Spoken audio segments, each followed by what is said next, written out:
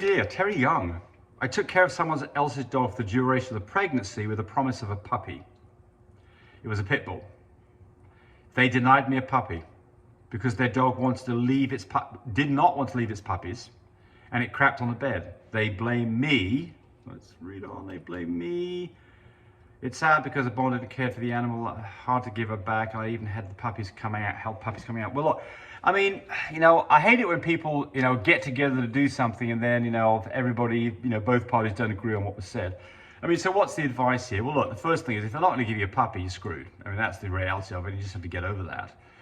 I doubt very much you have a written contract. And honestly, even if you did have a written contract, you'd be hard to get very far with it. I mean, you could go to small claims court, but that still doesn't mean you're getting a puppy out of it, honestly.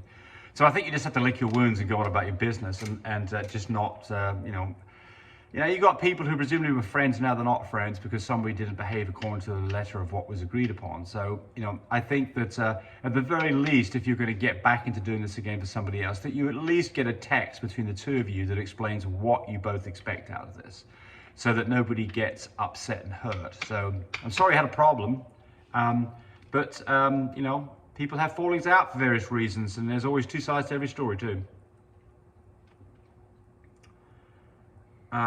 Okay, so Mr. B bought a male Frenchie from a breeder. They claimed it was lilac and tan carrying testable.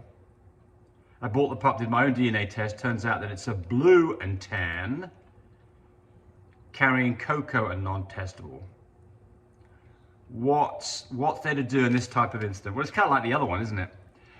So what happened here? You got a dog that is missing a copy of Coco. That's the reality of what you've going on. And by the way, you could verify that by doing an eye glow test.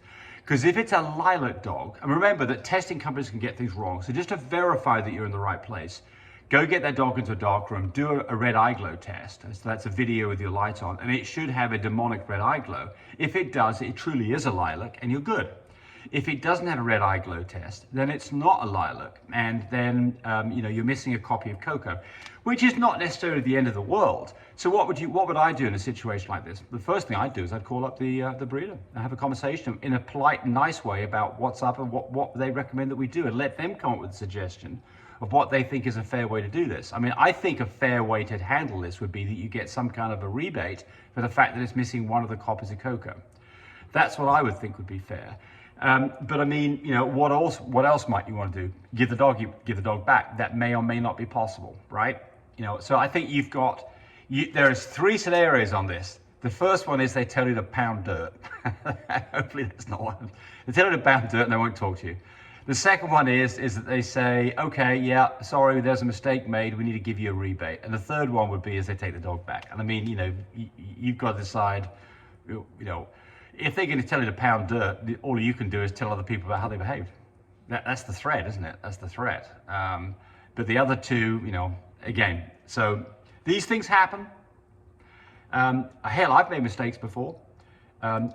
Luckily for me, I've caught those mistakes before the dogs. I've said something about a dog that was going to be sold and found out about it before the dog was sold so I could correct it. So luckily for me, I didn't have an upset customer on the other end of it. But it's always about negotiating these things, right?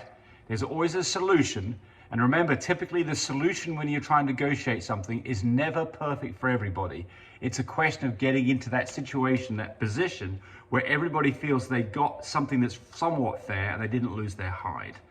The way that you'd lose your hide on this would be that the other person said, pee off, I'm not going to talk to you anymore, not my problem. Hopefully you don't end up there. Let us know how that works out.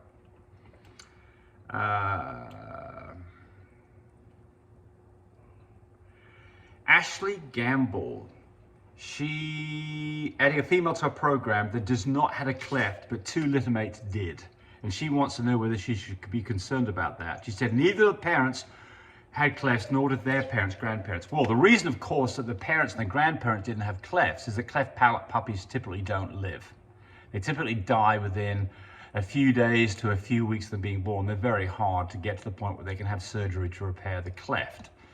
So for that reason, it would be unusual if the parents had clefts, because typically, this is one of those things that is somewhat self-limiting because those genes tend to die out because those dogs don't make it.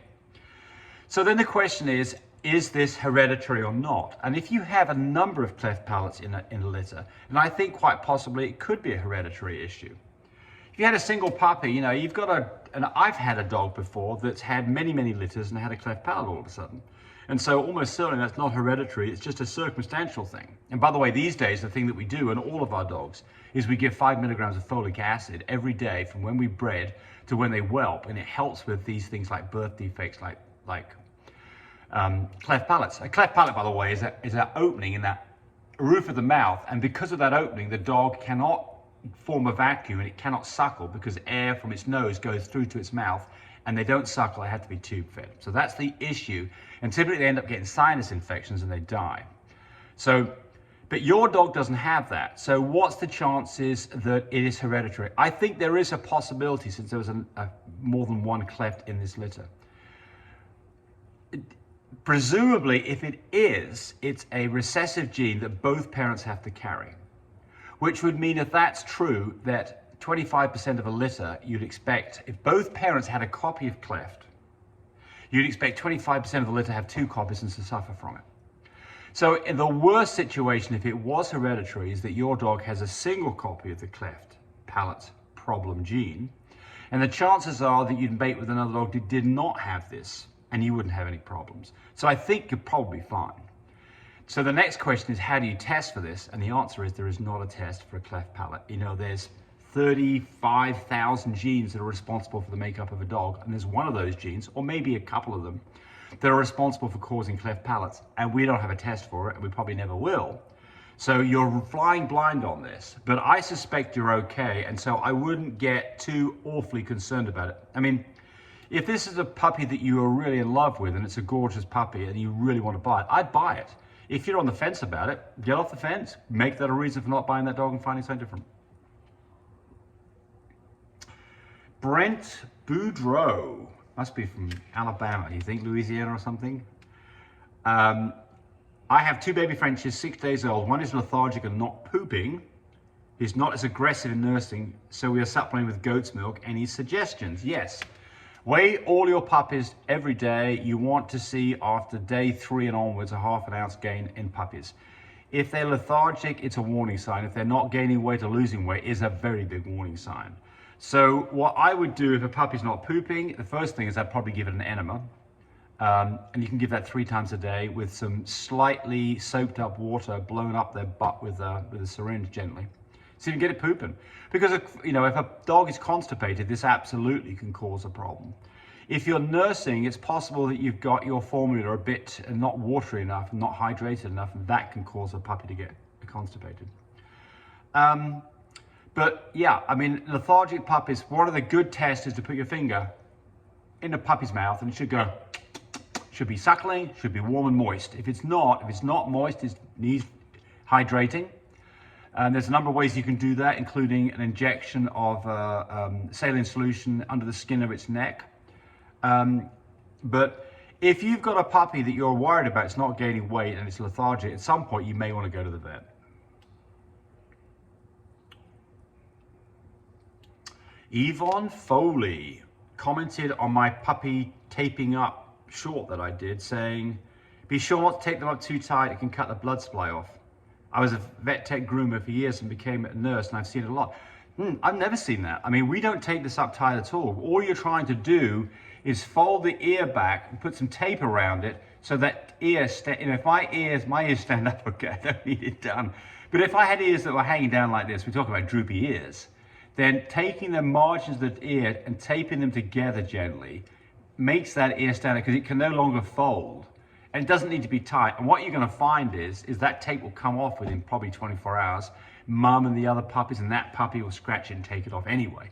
I have never, ever, ever seen a problem with a lack of blood supply in the ear. Not one time I've had anybody ever report that to me. So that's news to me, but pay attention to it, of course. But I can tell you this, if you don't tape ears up and you've got dogs that are 5 weeks old and their ears are flopped down, especially the big fat ones, and you don't tape those ears up, they'll likely never fix it, and they'll have a flop down or flop down ears forever, and it doesn't look right on a French Bulldog.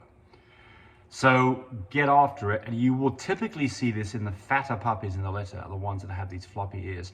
And ears do tend to flop down when a dog gets stressed. Vaccinations, leaving home, weaning from mum, these are all times that dogs' ears can flop down. So pay attention to it. That's enough of this one. Bye, everybody. Thanks for watching the video. I really appreciate people who subscribe to me. It helps me, encourage me to do more of these videos. But do remember, disclaimer here, I am not a vet. I'm not a licensed medical professional. I'm purely a person who's been breeding dogs for the last couple of decades. Any information that you got from this video, use at your own risk. There's nothing implied here, and certainly this should not be used as a substitute for advice from your veterinarian or your medical professional. I hope you enjoyed the video. Come back for more of them. Bye.